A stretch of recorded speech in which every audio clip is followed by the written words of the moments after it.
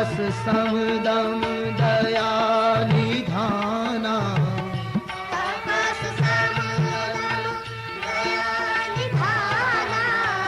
पुनः एक बार अपील, सब गाइए જ્યાં સુધી સંભળાતો હોય સૌ ગાઓ।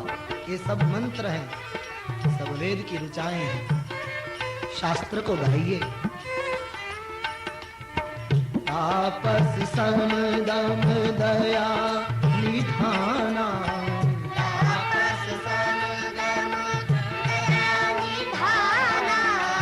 तापस समदम दया निधाना, तापस समदम दया निधाना। तापस समदम दया निधाना, तापस समदम दया निधाना। ओ तापस समदम दया निधाना, तापस समदम दया निधाना। पर भारत पथ परमस जाना, भारत पथ परमस जाना। पर भारत पथ परमस जाना, भारत पथ परमस जाना। भरद्वाज मुनि बसहि प्रयागा, राजमुनि बसहि प्रयागा। जिनहि राम पद अति अनुरागा,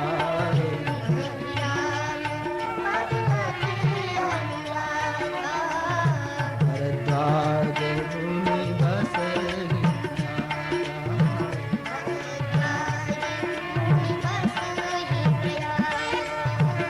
भरद्वाज मुनि बसहि।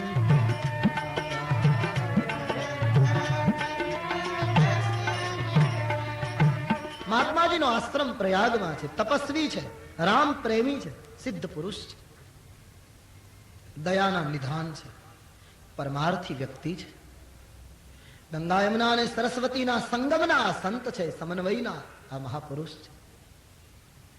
તો પ્રયાગનો તો નિયમ છે, દર વર્ષે માઘ સ્નાન કરવા માટે મહાત્માઓ પ્રયાગમાં એકત્રિત થાય, દેવતાઓ, કિન્નરો, યક્ષો, ગંધર્વો બધા એકત્રિત થાય અને માઘ સ્નાન કરી પોતપોતાના આશ્રમ તરફ વિદાય લેનાર।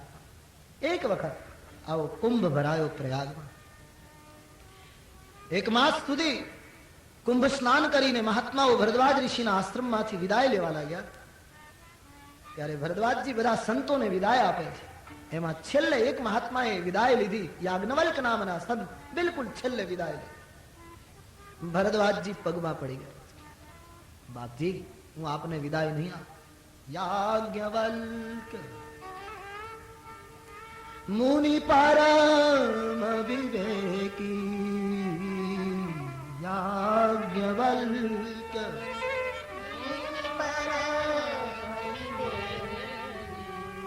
ભરદ્વાજ પદ રાખે ટેકી, ભરત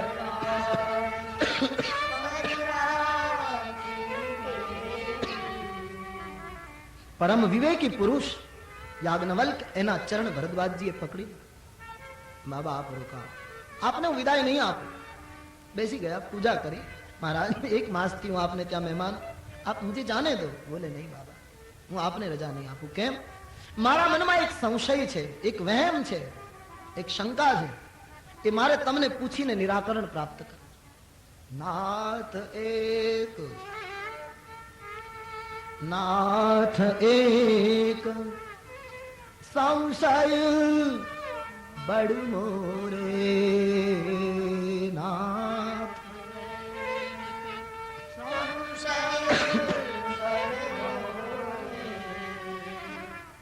करगत वेद तत्व सब तोरे, करगत वेद तत्व सब।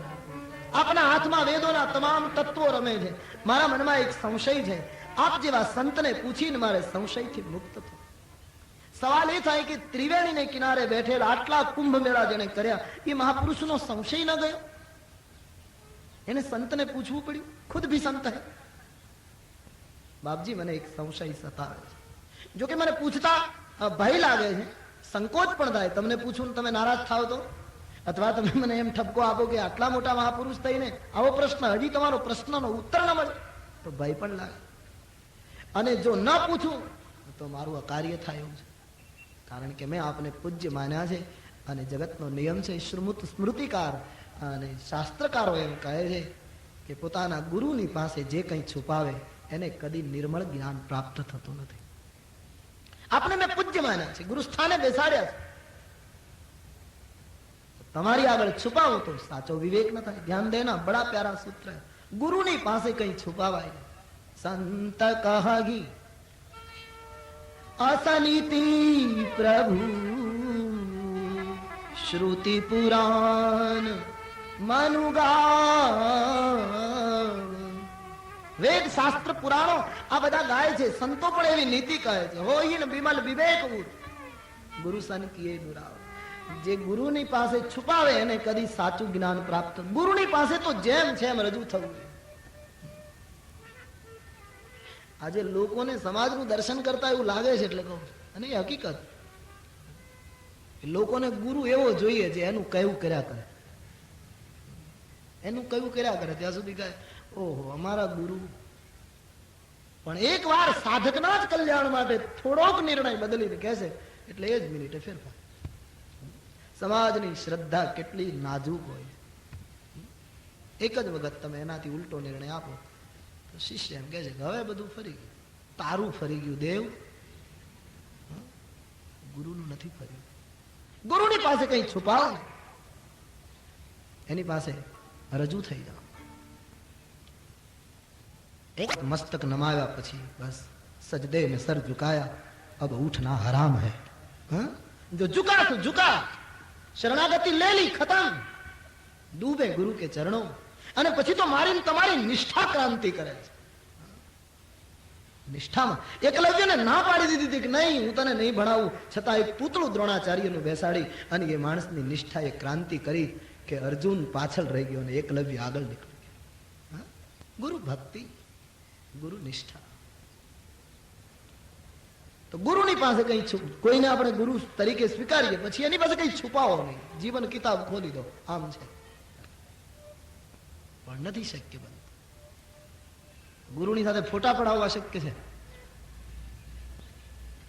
ગૌરવ લેવું શક્ય છે, જીવન ખોલવું કઠિન.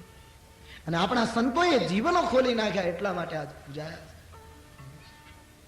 માટે ગુરુની આગળ રજૂઆત કરી. છુપાવીને વિદ્યા પ્રાપ્ત થતી નથી. છુપાવીને મહાભારતનો પ્રસંગ તમે સાંભળ્યો હશે, પ્રસિદ્ધ કથા. કર્ણ પરશુરામ પાસે વિદ્યા ભણે છે. પરશુરામજીએ નિર્ણય કરેલો કે ક્ષત્રિયને ન ભણાવવા, બ્રાહ્મણોને જ ભણાવવા. ક્ષત્રિયની સાથે એને તકલીફ. ક્ષત્રિય કુલ ઘાતી ગોસ્વામીજી કહે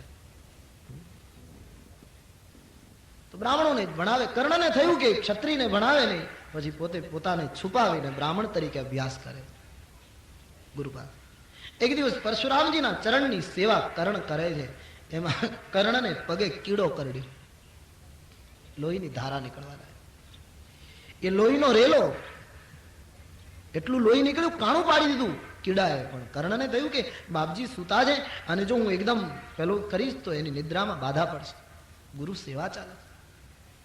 લોહીની ધારા પરશુરામજીના પગ નીચે ગઈ. કંઈક ગરમ અનુભવ થયો. પરશુરામજી ઉભા થયા. વત્સ બેટે. હા ગુરુ. બાપજી મારા પગની નીચે શું મને ગરમ ગરમ લાગે? બોલે બાપજી લોહી છે. લોહી ક્યાંથી?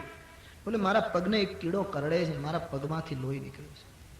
ઓહ, પગ જોયો, કાણું પડી ગયું.